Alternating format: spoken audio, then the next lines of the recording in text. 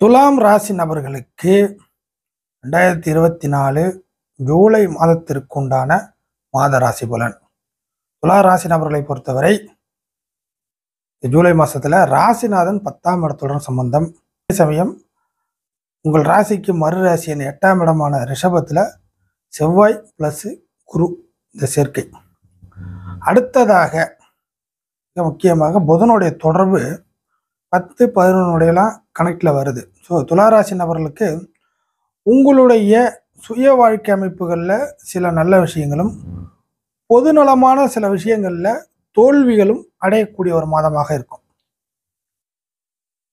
உங்களோட சொந்த வாழ்க்கையில் உள்ள பிரச்சனைகள் 10ஆம் இடங்கிறது வாழ்வாதாரம் சம்பந்தப்பட்ட விஷயங்கள்.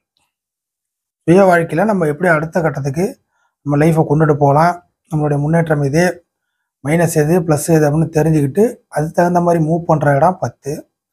இந்த 10ஆம் இடத்தோட ராசிநாதன் சம்மந்தப்பட்டிருக்கிறதுனால அவரவர் வயசுக்கேற்ப உள்ள ஆசைகள், வாழ்வாதாரத்தை பெருக்கி கொள்ள வேண்டும் அப்படிங்கிற ஒரு எதிர்பார்ப்பு இருக்கு இல்லைங்களா? அந்த எதிர்பார்ப்புகளில் பலதரப்பட்ட வழிகள் இருக்கும், பலதரப்பட்ட எதிர்பார்ப்புகள் இருக்கும். ஸோ எது எப்படியாக இருந்தாலும் அந்த வாழ்வாதாரம் சம்மந்தப்பட்ட அதை பார்க்கலாமா, இதை பார்க்கலாமா, அது எப்படி இருக்கும், இது எப்படி இருக்கும் அப்படின்னு ஒரு 10 வகையான ஒரு ஃபார்மேட்டுகள் உங்களுக்கு இந்த மாதத்தில் கிடைக்கும். 10ங்கிறது ஒரு கணக்கில் இல்லாத ஒன்று, அதாவது நிறையா எவ்வளோ நாள் இருக்கலாம் அப்படிங்கிற மாதிரி. ஸோ எல்லாத்துலேயும் மூக்க நுழைச்சு பார்ப்பீர்கள். உங்களோட சுய வாழ்க்கையில் துளாராசி நபர்களை பொறுத்தவரை இந்த மாதத்தில் எல்லா விஷயத்துலையுமே கொஞ்சம் முட்டி மோதி பார்ப்பீர்கள். ஆனதாகட்டும், கிடைக்கிறது கிடைக்கட்டும், இதை நம்பி இறங்குறோம், வந்தால் ஓகே, போனால் இதுதான் அப்படிங்கிற மாதிரி. புரியுதுங்களா உங்களுக்கு? அதுக்கு ஒரு வேற ஒரு பழமொழி இருக்கும், அதை நீங்கள் ஞாபகத்தில் வச்சிங்க. இதை கட்டி இழுக்கிறோம், வந்தால் மழை, போனால் பரவாயில்ல அப்படிங்கிற மாதிரி. ஸோ எல்லா விஷயத்துலையுமே போட்டி போடுவீங்க, எல்லா விஷயத்துலையும் முனைப்பு காட்டுவீர்கள், எல்லா விஷயத்துலையும் செஞ்சு பார்க்கலாம், போனால் தான் கிடைக்கும், தயங்கிக்கிட்டே இருந்தோம்னா வேலைக்கு ஆகாது அப்படிங்கிற மாதிரி சில விஷயத்தெல்லாம் பார்ப்பீங்க. இதெல்லாம் 10ஆம் இடத்துல இருக்கக்கூடிய சுக்கிரன். ஸோ இதில் ஏதாவது ஜெயிக்க முடியுமா அப்படின்னு கேட்டிங்கன்னா, பூச நட்சத்திரம் 10ஆம் இடத்துல இருக்குது. இந்த பூச நட்சத்திரத்தில் சுக்கிரன் வரக்கூடிய காலகட்டங்கள் கிட்டத்தட்ட அந்த மாதத்தை பொறுத்த வரைக்கும் ஒரு 2 வாரம் கிடைக்கும். அப்போ அந்த பூச நட்சத்திரத்தில் வரும்பொழுது உங்களுடைய உழைப்புக்கு ஏற்ப சில குறிப்பிடத்தகுந்த வெற்றிகளை பெறுவீர்கள். நிச்சயமாக ராசிநாதன் யோகாதிபதி நட்சத்திரத்தில் வர்றதுனால குறிப்பிடத்தகுந்த வெற்றிகளையும் லாபத்தையும் செய்வீங்க. அதே சமயம் ஒரு ட்ரையான கண்டிஷனையும் உணர ஆரம்பிப்பீங்க. ட்ரையான கண்டிஷனில் தான் கிடைக்கும். நெகட்டிவான விஷயத்தின் மூலியமாக பல நன்மைகள் உண்டு அப்படிங்கிறத மாதத்தில் பார்ப்பீங்க. அப்படிங்கிறது சுக்கிரனுடைய தொடர்பு உங்களை ஊர்ஜிதப்படுத்தும். புதன் 9, 10, 11 இந்த 3 இடத்தையும் இந்த மாதத்தில் பெருவாரியாக ரன்னிங்கில் இருக்கும். அப்போது பாக்கிய விஷயங்கள், புதன் உங்களுடைய அறிவு நுட்பத்துக்கு ஏற்ப, புத்திசாலித்தனத்துக்கு ஏற்ப பாக்கிய விஷயங்கள் கிடைக்கும். அடுத்தது நீண்ட நாள் நடக்காத விஷயங்கள், சில விஷயங்கள் நடக்க ஆரம்பிக்கிறது. 10ஆம் இடங்கிறது தொழில் சம்மந்தப்பட்டவர்களுக்கு ஒரு யோகமான காலகட்டமாக மாறும். அதற்கடுத்து வாழ்வாதாரத்தை சரி செஞ்சுக்கணும் அப்படின்னு ஒரு ஐடியா இருக்கிறவங்க அது சரி செஞ்சுக்கிறதுக்கு ஒரு நல்ல காலம். இந்த வாழ்வாதாரத்தை சரி செஞ்சுக்கிறதுனா என்ன அப்படின்னு கேட்டிங்கன்னா, வாழ்க்கைக்கு தேவையான அத்தியாவசியங்களை இந்த காலகட்டத்தில் உங்கள்கிட்ட இது பலகீனமாக இருந்துச்சுன்னா அந்த பலகீனத்தை காலி செஞ்சுட்டு ஒரு பலமான ஒரு சூழ்நிலைக்கு மாறுவது தான் வாழ்வாதாரத்தை சரி செஞ்சுக்கிறது.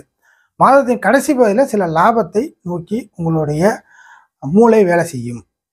சரிங்களா? இதெல்லாம் உங்களுடைய சுயமான வாழ்க்கைக்கு அமைப்பு. அடுத்தது பொதுநலமான வாழ்க்கை. ஏதாச்சும் நீங்கள் பொது காரியம், புரியுதுங்களா, எல்லாருக்கும் நடுவில் நீங்கள் தான் இருக்கிறீங்க, மீடியேட்டராக இருக்கிறீங்க அப்படிங்கிற மாதிரி பொதுநலமான, புரியுதுங்களா, உங்களை மையப்படுத்தி மற்றவர்கள் ஏதாச்சும் வாழ்ந்துக்கிட்டு இருக்காங்க அப்படிங்கிற மாதிரி எல்லா விஷயத்தையும் எடுத்துக்கலாம். ஸோ பொதுநலமான ஒரு காரியத்தில், பொதுநலமான ஒரு சம்பவம், பொதுநலமான ஒரு சூழ்நிலை, பொதுநலமான ஒரு வாழ்வியல் அமைப்புகள் இருக்கிறீங்கனாக்கா அவர்களுக்கு இந்த மாதம் டிராபேக்காக அமையும்.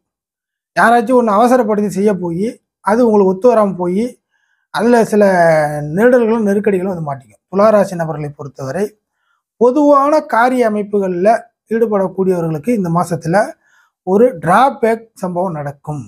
அது அடுத்தவர்கள் 7ஆம் அதிபதியும் 2ஆம் இடத்தையும் 8ல் போய் மறைஞ்சி கிட்டத்தட்ட குருவோட சம்மந்தப்படக்கூடிய அமைப்பு இருக்கிறனால ஜூலை ஒரு 15 தேதி கழித்து ஒரு டிராபேக் பொதுநலமான காரியத்தின் வழியாக, புரியுதுங்களா, பொதுவாக செய்ய போய் அது உங்களை பதம் பார்க்கும் அப்படிங்கிற மாதிரியான ஒரு சம்பவத்தை, சூழ்நிலையை சந்திப்பீர்கள். அதே சமயம் வாழ்க்கை துணையால் சில நன்மைகளுக்கு பதிலாக சில நஷ்டங்கள்.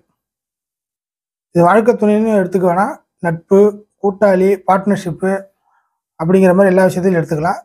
முக்கியமாக வாழ்க்கை துணை. ஸோ குருவும் செவ்வாயும் சேர்க்கை பெறுவது வாழ்க்கை துணைக்கு ஏதாச்சும் ஒன்று கிடைச்சி உங்களை அலட்சியப்படுத்துவார்கள். இல்லை வந்து பார்த்தீங்கன்னா உங்களுக்கு உங்கள் பேச்சை கேட்க மாட்டாங்க. இல்லை உங்களுடைய ஒத்தாசைக்கு ஏற்ற மாதிரி நடந்துக்க மாட்டாங்க. ஸோ பார்ட்னர்ஷிப் விஷயத்தில் உங்களுடைய ஒத்தாசைக்கு ஏற்ப உங்களுடைய லைஃப் பார்ட்னர் அமைப்புகள், கூட்டாளி அப்படிங்கிற மாதிரி யாருமே ஒத்துழைக்க மாட்டாங்க. ஸோ அந்த விஷயமும் சேர்த்து தான், பொதுநலமான காரியத்தையும் சேர்த்து தான்.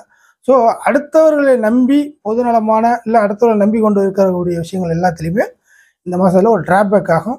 அது மட்டும் தான் மைனஸ்.